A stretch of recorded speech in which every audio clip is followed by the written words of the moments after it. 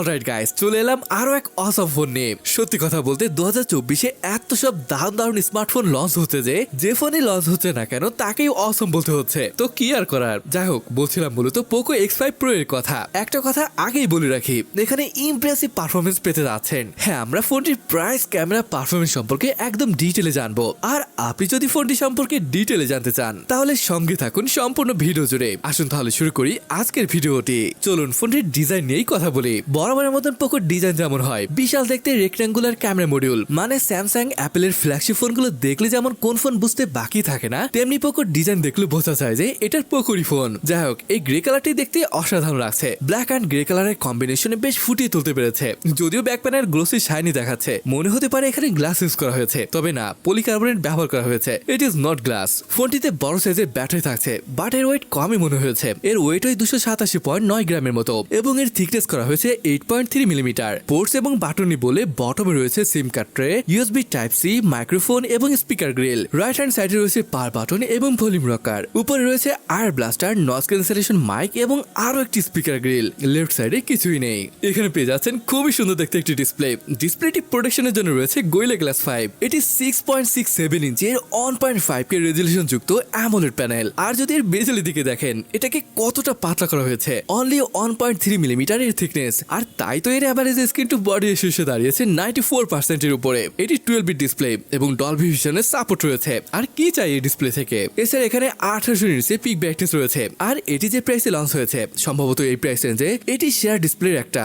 চলুন এবার স্পেসিফিকেশনে কথা বলা যাক। এই ফোনটি এসেছে মিডিয়াটেক ডাইমেনসিটি 8300 আল্ট্রা এর সাথে। আর যদি এর আন্তর্জাতিক স্কোর দেখেন, 1.4 মিলিয়নের উপরে স্কোর আসে। ওয়াও, এটি সর্বোচ্চ ভ্যারিয়েন্টের আন্তর্জাতিক স্কোর। আপনি যদি গত বছরের পোকো X5 Pro এর সাথে কম্পেয়ার করেন, সেখানে এর আন্তর্জাতিক স্কোর 5-6 লাখ এরকমটা ছিল, তাহলে একবার চিন্তা করেন কতখানি আপগ্রেড আনা হয়েছে। ব্যাপারটা আমার কাছে দুর্দান্ত লেগেছে। দুইটি ভ্যারিয়েন্টে পাওয়া যাবে ফোনটি। বেস ভ্যারিয়েন্ট 8/128 8/256 জিবি এবং সর্বোচ্চ ভ্যারিয়েন্টটি 12/512 জিবি। আর হ্যাঁ, এখানে এই প্রাইসে লেটেস্ট LPDDR5X RAM টাইপ এবং UFS 4.2 স্টোরেজ রয়েছে, যেটা আসলেই ভালো লাগার মতন ব্যাপার।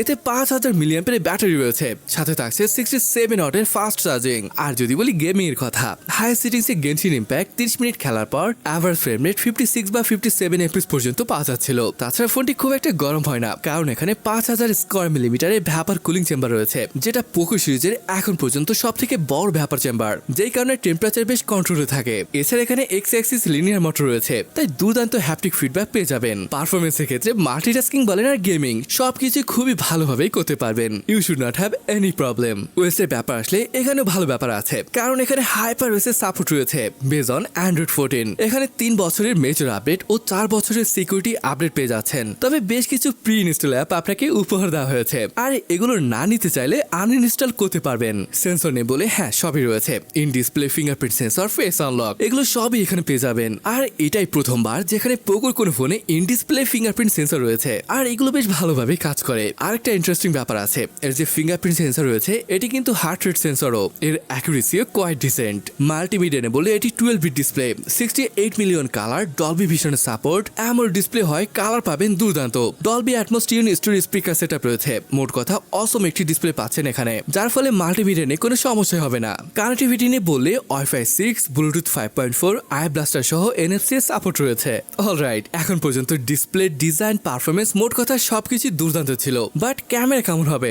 আসুন এখন না হয় ক্যামেরা সম্পর্কে জানাই। এর রিয়ার প্যানেলে ট্রিপল ক্যামেরা সেটআপ রয়েছে, যার মেইন ক্যামেরাটি 64 মেগাপিক্সেলের, সাথে ওয়াইএস এর সাপোর্ট রয়েছে। 8 মেগাপিক্সেলের আলট্রা ওয়াইড এবং হ্যাঁ, 2 মেগাপিক্সেলের একটি ম্যাক্রো সেন্সর রয়েছে। ফ্রন্টে 16 মেগাপিক্সেলের একটি সেলফি ক্যামেরা পেয়ে যাচ্ছেন। ভিডিওগ্রাফি নিয়ে যদি বলি, এই মেইন ক্যামেরা দিয়ে 4K 30 fps এ শুট করতে পারবেন।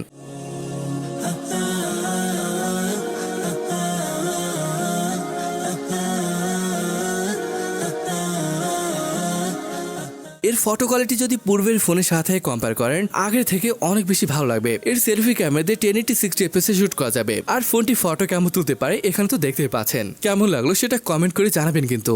আরেকটা জিনিস ভুলে গেছিলাম, এখানে IP54 এর রেটিং রয়েছে। এই কালারটি ছাড়াও পোকোর ইয়েলো কালারের আরো একটি ফোন রয়েছে, দুইটি ভালো লাগে দেখতে, যেমনটা শুরুতেই বলেছি। এটি একটি অসম ফোন হতে যাচ্ছে। এটি প্রাইস ইন্ডিয়ান রুপিতে 30,000 পড়বে, যেটা টাকায় কনভার্ট করলে 40,000 টাকার মতো পড়ে। সত্যি কথা বলতে এর ডিজাইন, ডিসপ্লে, পারফরমেন্স, এমনকি এমনকি ক্যামেরাও ডিসেন্ট ছিল।